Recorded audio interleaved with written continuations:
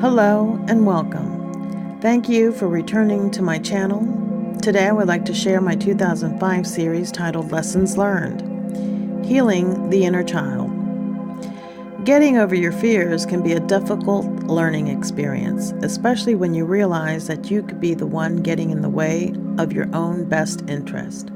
And so what rings true for the most of us is, you are your own worst enemy.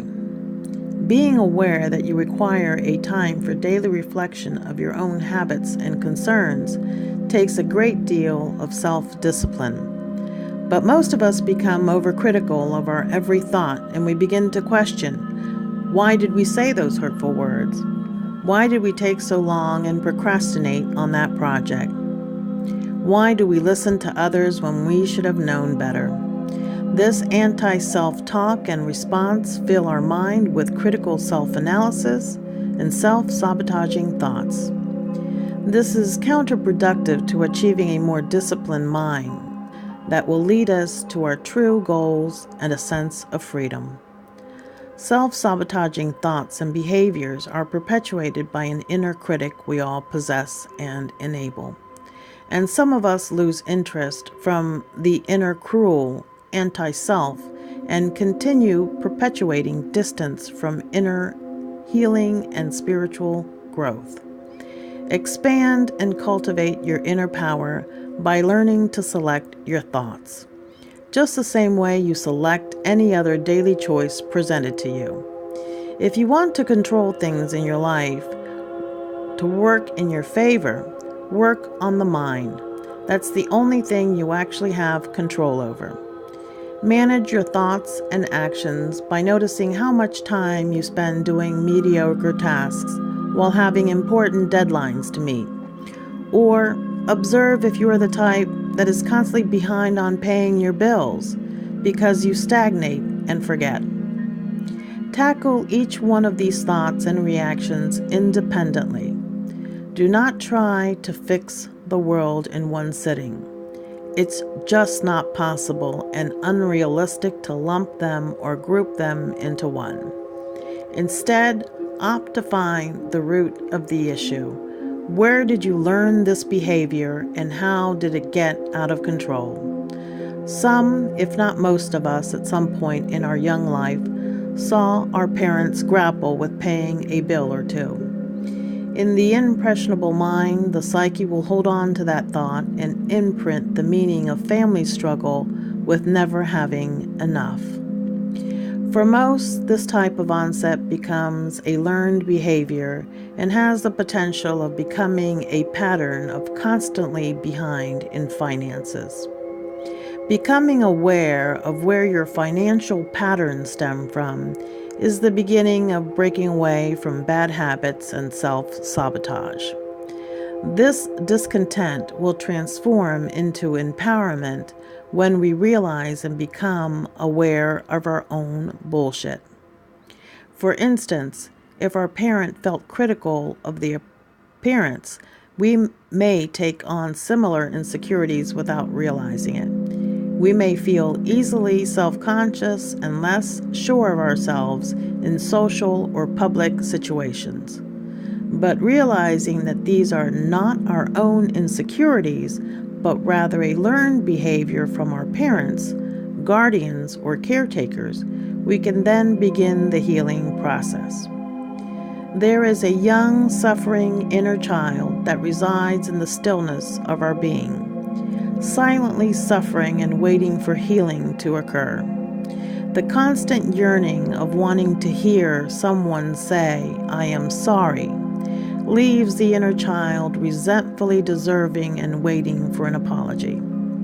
This then becomes our first course of action. In these online times, we tend to hear more of the difficulty children are enduring, and many of us have experienced trauma.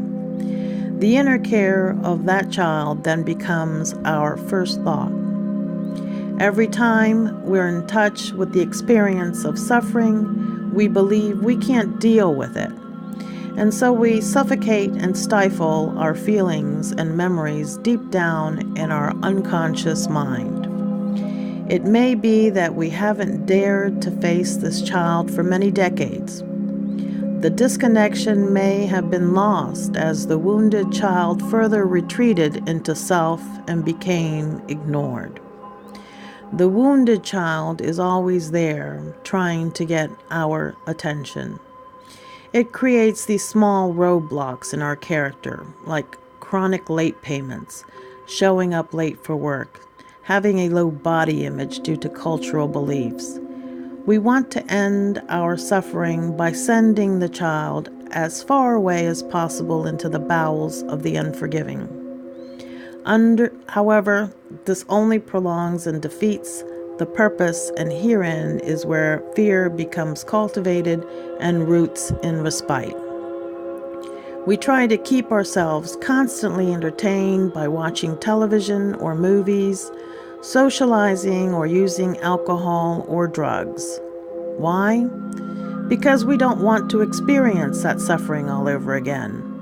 Instead of dealing with the issue head on, try to identify specific actions that trigger you or habits that you have clearly adapted. It will be an uncomfortable process, but try to be patient as you address each symptom. Start a journal and make those connections. Listen and be compassionate as you observe yourself in the role of a loving parent to their own small child.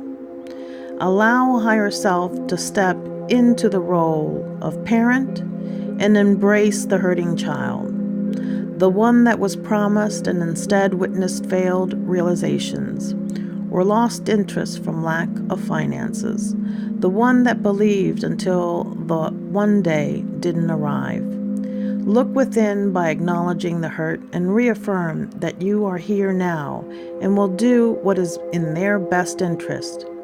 You are finally grown up and in control. Explain how you went away, but now you are back. Say, I am going to take good care of you. You won't be alone anymore. Repeat, I am here for you.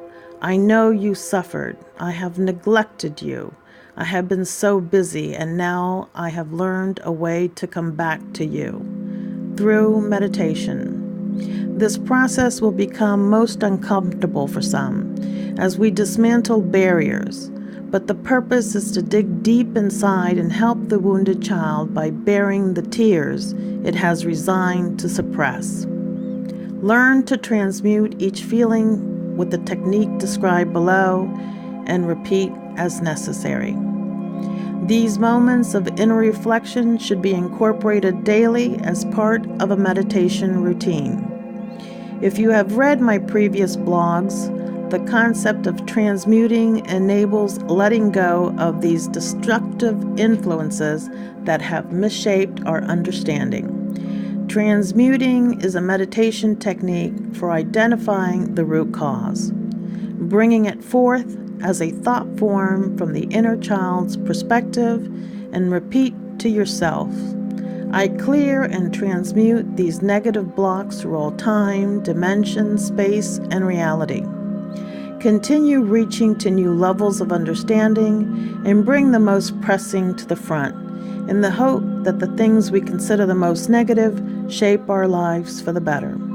Simply take this process one step at a time. Repeat as often as necessary until you can speak of your pain without shame, anguish, remorse, penitence, or reproach. Begin to live in what matters now. Do not obsess. Let your soul listen to your subconscious, allowing it to speak without your judgment. This is the time to cultivate empowering yourself, expanding consciousness, and growing spiritually. All these will signal a deeper understanding and create a collaborating force of unity consciousness within our community, our partners, and our loved ones. Finally, realize that this is your journey. It is not a race. You are the temple. As you experience life, your consciousness expands. After several weeks of daily mindfulness and transmuting these memories, You create a positive karmic circulation in your psyche. Find a daily practice and always take a moment to express gratitude. This is a slow process. Do not expect miracles overnight. The energy you put forth will be the energy you will receive as compensation. Do the work, and the work will reveal itself. I thank you again for being here and listening to me. I thank you for subscribing and clicking the like button if this resonated with you. And share the message with your loved ones. Healing begins with you. Please be mindful and live in the now. Namaste.